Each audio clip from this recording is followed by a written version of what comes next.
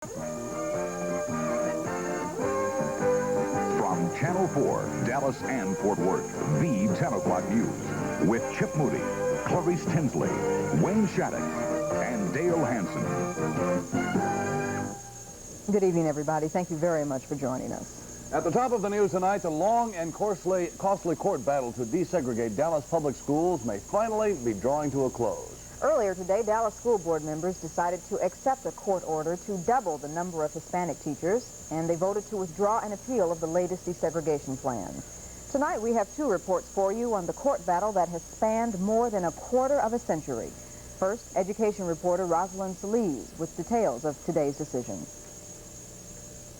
Federal District Judge Barefoot Sanders last month lowered the hiring figure for Hispanic teachers from 20 to 12%. The order states, in the court's view, the revised goal represents a modest increase of Hispanic teachers over the next 5 years. DISD trustees interpreted the term goal as a rigid quota, one the DISD could not live up to in light of a shortage of Hispanic teachers.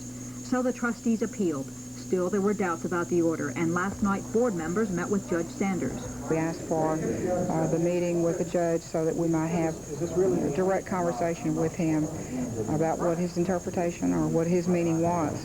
And he over and over emphasized to us that it is his intent that they be goals. That, trustees decided, gave them more breathing room in achieving desegregation, and today voted 7-1 to rescind the appeal, just days before a Monday deadline for cross appeals from plaintiffs in the case. If there are no further legal hitches, the DISD will follow through with the court order, changing attendance zones for 3 predominantly white North Dallas high schools, closing 6 North Dallas elementary schools.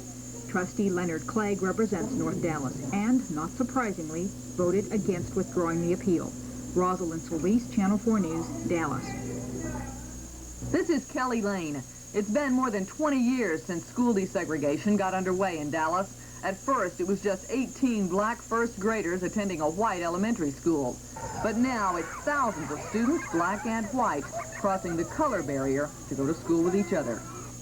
Federal Judge William Taylor spent 11 years with the desegregation case from 1970 to 1981. He ordered the first busing in Dallas. I remember I got hundreds of letters from people telling me what to do and what not to do. There were demonstrations, protest marches and things of that kind, and there was a lot of outspoken opposition to busing. Taylor says that now he personally feels that busing might have been counterproductive, but he says it was the law as ordered by the U.S. Supreme Court, and he was following the law. As the years went by, some members of the black community began to share Judge Taylor's private opinion that busing was a negative influence, and just last year, it led to open public conflict.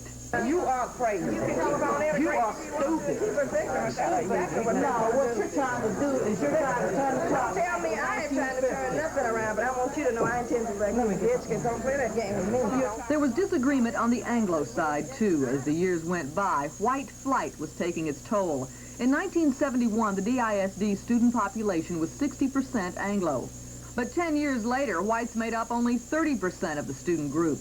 The number of white students had been cut in half, many fleeing to the suburbs. Now it's believed these numbers have stabilized, with Hispanics, not blacks, the fast-growing minority of the 80s. When Federal Judge Barefoot Sanders handed down the most recent court order, it was considered somewhat tame. No new busing, only slight changes in school boundary lines. The biggest bone of contention was the increase in the Hispanic teacher ratio. But now even the Dallas School Board has decided it can live with that.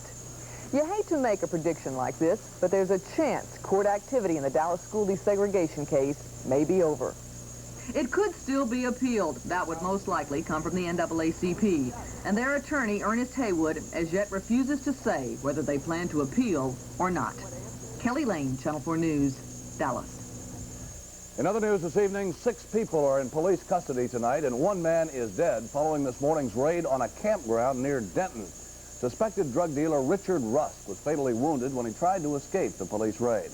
In that raid, narcotics agents netted 1 pound of methamphetamines, plus an arsenal of weapons and explosives. Officers say Rusk was armed with a hand grenade and a pistol. He is the suspected kingpin in a drug ring operating out of North and East Texas. Clarice? The attorney for convicted drug smuggler Rex Carbel may ask for a federal grand jury investigation of a possible telephone wiretap. G. Brockett Irwin thinks Carbel's appeals efforts may have been jeopardized because of a possible bug on Irwin's telephone. Channel 4's Bud Gillette broke this story last night. Tonight, he gauges reaction to Irwin's claim. The bizarre thing is that the incident was uncovered by the U.S. attorney in Dallas. He tried to telephone Irwin's Longview office, but the phone was answered in Tyler and in the office of the judge who presided over Carbel's drug trial. Irwin smells a bungled phone tap. But who would have done it, and why? The FBI, for instance. No comment. DEA? No comment. Department of Public Safety? No comment. Why would anybody want to put a tap on? They wanted Rex Carbel to be convicted, and they wanted the conviction to stick.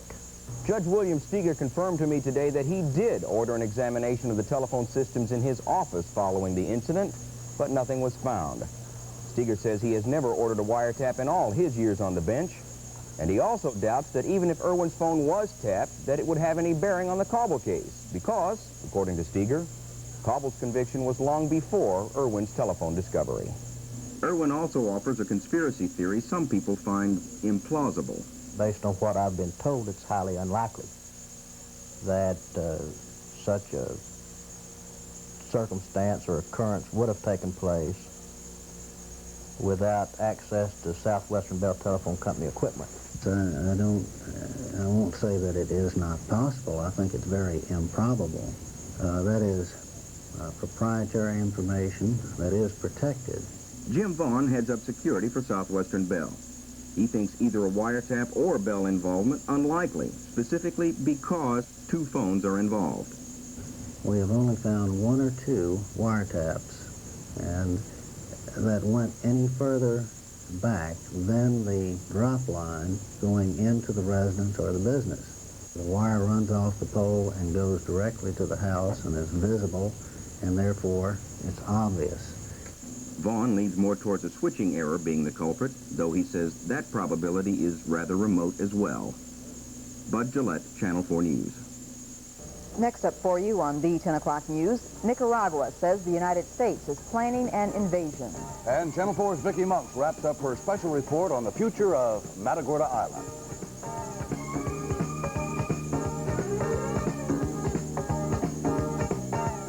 Port City Toyota in Garland is having a truckload sale. Truckloads of new Toyota cars and trucks, and a truckload of new boots. Come out to 2713 South Garland Road, and Sport City Toyota will put you in a new Toyota and a free pair of boots from We Got Your Boots. Just a mile and a half north of LBJ. A new Toyota, a new pair of boots. Plus, we'll take anything in on trade. Sport City Toyota, 2713 South Garland, where the customer is always number one. Record savings during record days now at Dillard's. Save 40% on fresh spring looks for Junior and Missy, including JH Collectibles, Panther, and Tomboy. Smart fabric handbags, only $9.99. Handsome dress shirts by Arrow, just $11.99 at Dillard's. Bill Blast designer sheets, only $5.99 twin size. And RCA 25-inch console color TV, only $4.98. Record low prices of the season during record days now at Dillard's. Retreat! Are we losing the war, George? Yeah, a war of the weeds. It's these dandelions and clover. Help is on the way with 33 Plus. 33 Plus contains a powerful weapon that roots out more than 33 of the toughest lawn weeds so you can win the war of the weeds. You got him, George! Use 33 Plus and win the war of the weeds. Another multi-purpose home and garden product from Spectrum. Tonight, the government in Nicaragua is claiming that the U.S. is plotting to invade its territory.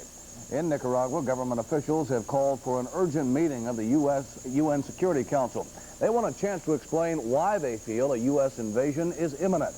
The American chargé d'affaires in Managua says the invasion claim is offensive and without foundation. The Reagan administration believes Nicaragua is fueling the civil war in El Salvador. Meanwhile, the bodies of those 4 Dutch journalists killed this week in El Salvador are now being prepared for burial in Holland. Still, there are questions about exactly how they died. Dutch officials are claiming tonight the newsmen were murdered by government troops, but the Salvadoran government maintains they died during a battle between the troops and guerrillas. Government soldiers today warned journalists to stay away from the rebels, and that message was supported by this Brazilian newsman who claimed he was ambushed by government soldiers because he was filming a story about the rebel forces. Back in the U.S., still more bad news for the flooded communities around Fort Wayne, Indiana tonight. The entire state of Indiana is under a flash flood watch. But earlier today, some of the streets in Fort Wayne reappeared. The city's storm sewers were flushed, and that action was just like pulling the plug from your bathtub. Sandbagging operations are still going strong because the city is not yet free from the threat of more flooding. Federal agents earlier today told Fort Wayne officials the city will have to pay for at least $1 million worth of damages, while Washington may pick up the bill on damages to public buildings and properties. The Texas political system could be the downfall of the 2-million-year-old whooping crane. That, according to environmentalists who are fighting the state's planned takeover of Matagorda Island. And tonight, Channel 4's Vicki Monks explains in Part 4 of Matagorda Island in a Storm. Texas officials are pushing hard to take over Matagorda Island from the federal government, even though the plan has outraged environmentalists. Managing the island will also cost an awful lot of money. The federal government is paying the bill now, so why do state officials want to take on that financial responsibility? It's the same old thing that I've been preaching all along. I think that that government that is closest to the people, including the parks, I think it's a better quality government. I think that we can better serve our people than the federal government can. I want to quit looking at Big Papa sitting up there in Washington. I think we can do better. Environmental groups suspect other motives behind the move to take over the island, and one of them is oil. There are producing natural gas wells here, and drilling is allowed, but not during the season the whooping cranes are here. As long as Matagorda Island is part of the National Wildlife Refuge System, drilling is very carefully controlled. But if the island's turned over to the state, there'll be absolutely no controls over when and where drilling can take place. Under Texas law, mineral rights take precedence over surface rights. That means if the state owned the property, drillers would have vastly greater freedom on the island. Texas Parks and Wildlife Commission Chairman Perry Bass is in the oil business, and he's the focus of environmentalists' concern.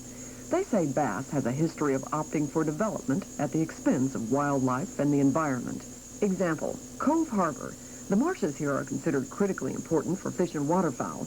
That's why the Texas Parks and Wildlife staff objected to plans to double the size of the harbor and turn the wildlife habitat into a paved parking lot. But the Parks and Wildlife Commission, headed by Bass, overruled its own staff and withdrew the objection. Well, the marsh is still here, thanks to objections from federal agencies. But if the Texas Parks and Wildlife Commission had its way, this would all be concrete, which wouldn't be a whole lot of use to the birds and fish. Example, San Jose Island, just to the south of Matagorda. Commissioner Bass owns the entire island, and he was cited twice by the U.S. Corps of Engineers for wetlands violations there. It seems Bass put in 95 dams to stop up the salt marshes. The Corps estimated the loss of those marshes would do millions of dollars in damage to commercial and sport fishing, and they ordered the Wildlife Commissioner to tear out his dams. The real issue is the man who's in charge of our wildlife agency does not appear to have a commitment to protecting wildlife resources. The problem, as Sharon Stewart sees it, is Texas politics. You have to remember that Parks and Wildlife Commissioners are good old boys who like to hunt and fish and contribute very heavily to governors' campaigns. Therefore, they are so political that it does create a serious problem. I tried repeatedly to contact Commissioner Bass for his response, but he was never available to talk with me. Environmentalists see Matagorda as another test case of our national commitment to preserve wildlife habitats and natural resources. It is another skirmish in the long and bitter battle with U.S. Secretary of the Interior James Watt, whom they see as a threat to that commitment. If Matagorda eventually does come under state control, it will become a test for the state of Texas, a test to see if the state will balance development pressures with a moral obligation to protect the last sanctuaries of those creatures that were here before us. Vicki Monks, Channel 4 News, Matagorda Island. A bulletin has just crossed the wire regarding Mount St. Helens. We'll have that for you. Plus, Wayne Shattuck will check in with the forecast. And he's promising a very pleasant weekend.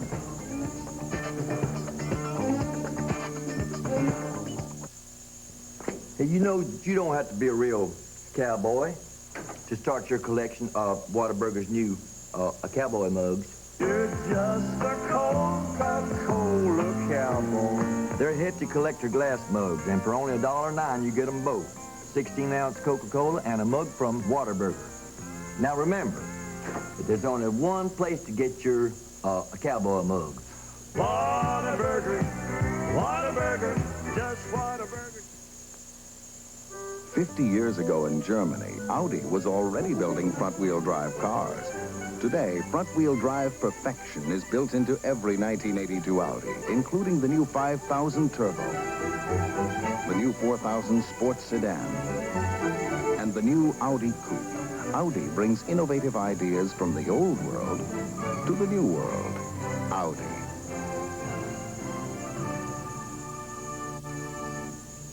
See Forest Lane, Porsche Audi. Saturday's the last day. Sanger Harris is in bloom with store-wide savings during Springfest 82. Circle your calendar for fresh sales, clearances, and special values. You'll save 20 to 25% on selected career, casual, and activewear for both Missy and juniors. Save 15 to 29% on assorted men's suits, shirts, and slacks. 25 to 50%